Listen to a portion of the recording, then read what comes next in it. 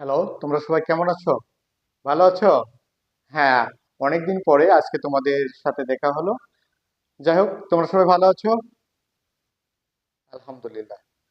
যাই হোক, আমরা আজকে বর্ণ সম্পর্কে তোমাদের আরেকটু গত ক্লাসে যে বর্ণ সম্পর্কে আলোচনা করেছিলাম, আজকে তারপরে বর্ণর আর যে উচ্চারণ স্থান, বর্ণের নামকরণ, এগুলো সম্পর্কে আমরা একটু তোমাদের এইগুলো সম্পর্কে আমি একটু তোমাদের ধারণা দেওয়ার চেষ্টা করব। ঠিক আছে, তোমরা সবাই খাতা কলম বের করো অবশ্যই।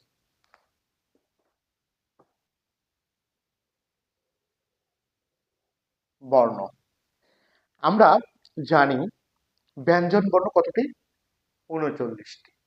এই ৩৯টি ব্যঞ্জন বর্ণের মধ্যে শুধু ২৫টি ব্যঞ্জন বর্ণ, প্রত্যেকটা বর্গে প্রত্যেকটা লাইনে কয়টি করে বর্ণ আছে? ৫টি। আর কোনো লাইনে কিন্তু ৫টি করে বর্ণ নেই। এই ৫টি বর্ণের, তাহলে একটি করে লাইনে যদি ৫টি করে বর্ণ থাকে, তাহলে আমরা জানি ৫টা লাইনে কয়টি বর্ণ আছে? ২৫টি বর্ণ আছে। এই ২৫টি বর্ণের উচ্চারণ স্থান, এই ২৫টি বর্ণের প্রথম বর্ণের অনুসারী সেই বর্ণগুলোর কি নামকরণ করা হয়েছে সে সম্পর্কে আমরা আজকে জানবো। ওকে, আমরা সর্বপ্রথম তাহলে ২৫টি বর্ণ লিখে নিই। তোমরা খাতায় লিখে নাও। ২৫টি বর্ণ হচ্ছে যে ক, খ, গ, ঘ, ঙ, চ, ছ, বর্গীয় জ, ঝ, ঞ, ট, ঠ, ড, ঢ, মূর্ধন্য, ত, থ, দ, ধ, দন্তান্ন, প, ফ, ব, ভ, ম। আমরা ২৫টি বর্ণ লিখছি। এখন ২৫টি বর্ণের আমরা কি বলছিলাম? বর্গ। তাহলে দেখো, প্রথম বর্ণ অনুযায়ী আমরা ২৫টি বর্ণের দেখো, প্রত্যেকটা বর্ণের প্রথম বর্ণ আছে। উপরে প্রথম যে লাইনটা আছে এটা ক বর্ণ আছে, দ্বিতীয় লাইনে চ আছে, তৃতীয় লাইনে ট আছে, চতুর্থ লাইনে কি আছে?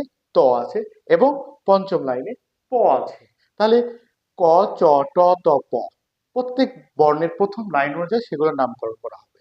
তাহলে কি? ক বর্গ, চ বর্গ,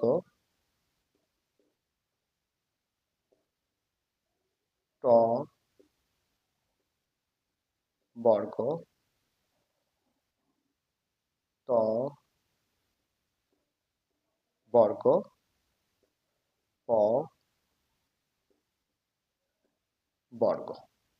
তাহলে আমরা কি প্রত্যেকটা বর্ণের প্রথম বর্ণ ধরে, প্রত্যেকটা বর্গের প্রথম বর্ণ ধরে আমরা সেই বর্গগুলোর নামকরণ করলাম। তাহলে কি? ক বর্গীয়, চ বর্গীয়, ট বর্গীয়, ত বর্গীয় এবং প বর্গীয় বর্গ। এখন আমরা আরেকটু জেনে নিই, এই যে ৫টি যে বর্ণ আছে, প্রত্যেকটা বর্গের শেষের যে ৫টি, প্রত্যেকটা বর্গের প্রথমে লাস্টে একটা করে বর্ণ আছে। তাহলে তাহলে পাঁচটা লাইনে আছে, ৫টা লাইনে ৫টা যে বর্ণ আছে সেই বর্ণটার নামটা কি আমরা একটু জেনে নিই। আমি একটু ফাঁকা করে লিখেছি, এটা আমরা বোঝানোর তাগিদে আমরা একটু ফাঁকা করে লিখেছি, যেন এটা থেকে আমরা বলতে পারি, বুঝতে পারি যে এই বর্ণগুলোর আবার একটা নামকরণ আছে। এটা কি? নাসিক্য বর্ণ। নাসিক্য বর্ণ। নাসিক্য মানে এই বর্ণগুলো উচ্চারণ করতে আমরা নাক দিয়ে বাতাস প্রবাহিত করি। দেখো, আমরা উচ্চারণ করি ম, ঞ, দন্ত ন, মূর্ধন্য ন, ম। এই বর্ণগুলো উচ্চারণ করতে আমরা কি নাক দিয়ে বাতাসটা বের করে দিই। বায়ুর প্রভাব নাক দিয়ে বের হওয়ার জন্য এই এই পাঁচটা বর্ণের নামকরণ করা হয়েছে নাসিক্য বর্ণ। বুঝতে পেরেছো তোমরা? অবশ্যই দেখো।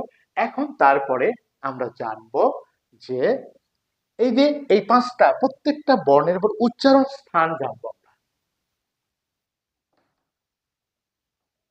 আমরা জানবো না সি ক বর্ণ এখন উচ্চারণ স্থান।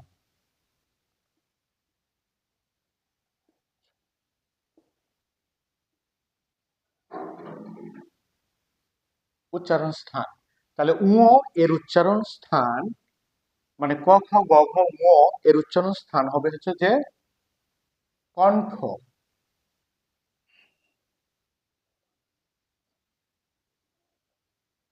কণ্ঠ বর্ণ।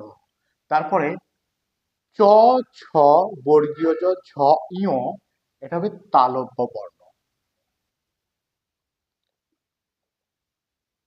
ব বর্ণ।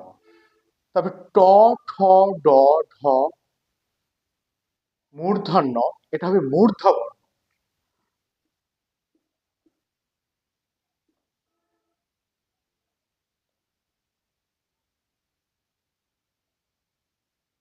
বর্ণ। তারপরে কি আছে ত থ দ ধ দন্ত বর্ণ।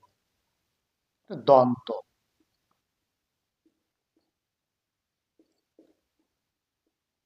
বর্ণ। তারপরে কি আছে প ফ ব ভ ম এটা হচ্ছে যে ওষ্ঠ বর্ণ।